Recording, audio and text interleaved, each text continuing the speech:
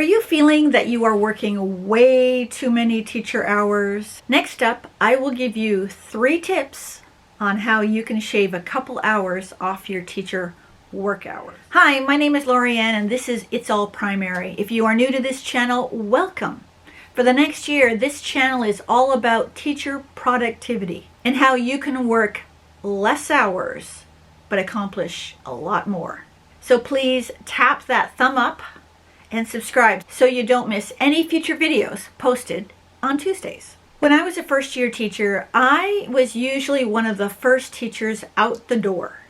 And after a couple months, I'm thinking, am I missing something? And I actually was. Whoops. I did. But even adding those things that I had forgotten to do, I still wasn't one of the last people out the door. Now, I did go through a phase where I stayed really late. But it was mainly because I wanted my classroom to look beautiful and I was making my own stuff, but I quickly got tired of that. So I went back to some of my old routines and systems, and now I get out the door pretty early. Usually within 40 minutes of the last bell. Often 15. What did I do?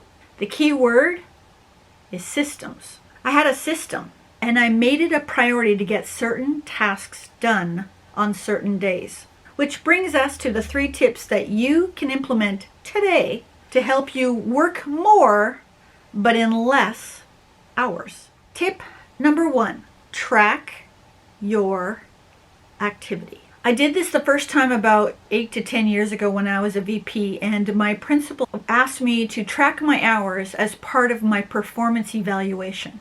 All it was a Google spreadsheet with 15-minute blocks. Now I can tell you that filling that out for a week took a lot of time. However, it was very telling on how I spent my time. The first time I did this, because I do it off and on, I realized that I was spending way too much time looking at emails. So I was constantly looking at my emails and trying to clear it off. And because that became a priority for me. I wanted my emails cleared by the time I went home, and then just did it every single day over and over again. But that was a time waster for me. So go to my website, download the free Google spreadsheet. The link will be below. Or you can just create one for yourself and block your time for 1 full week. In the spreadsheet, I have given you some sample colors because color coding is really important. It visually helps you see all the tasks that you are doing and how much time you are actually doing with each one of them. So by knowing how much time you spend at each of your tasks, now you can make some changes. Which brings us to tip number 2. Tip number 2 is to set boundaries around your teacher hours. If you are serious in getting your teacher time hours down, you need to turn off notifications on all your social medias, turn off your phone on times of the day where you do not need or want to be interrupted. For me, 7 a.m. to about 4 p.m. because notifications will sidetrack you. You may be focused and in the zone, and then all of a sudden, ping, and you've lost it. Also, cut down on visiting with your colleagues, whether that be in the staff room or in the hallway. And right now with COVID, it's a little bit easier to do that, especially if you're working from home. But for some of us who are working in the classrooms, this can be a challenge. Our staff room is not allowed to have more than 6 people. So we are usually eating lunch with each other in our classrooms. Put boundaries on that.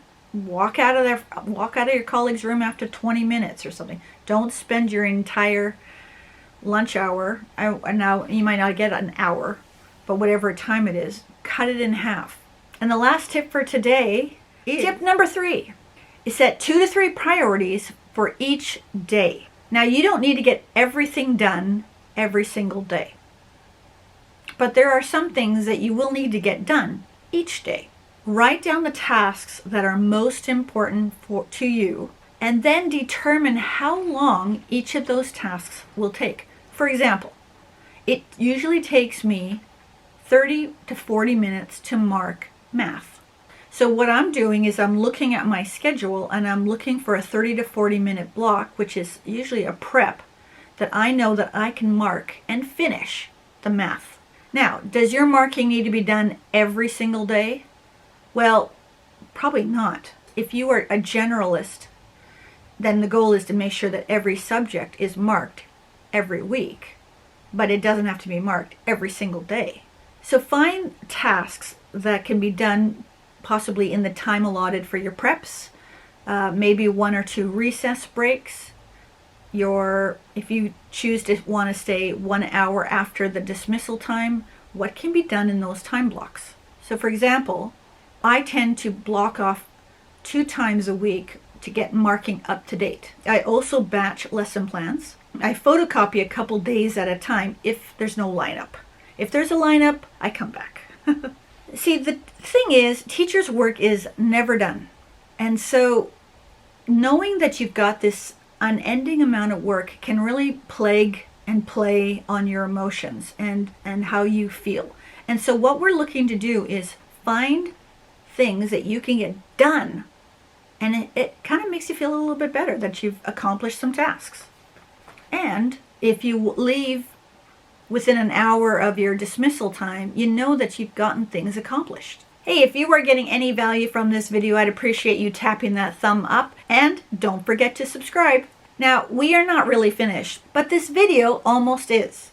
Next week, you'll be getting 3 more tips. And if you missed last week's video, be sure to click on it after this video is over.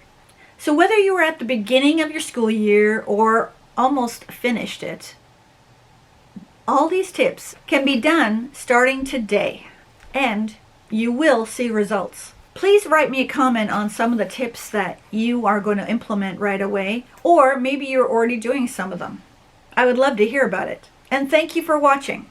Wherever you are in the world, stay safe, be kind, take care.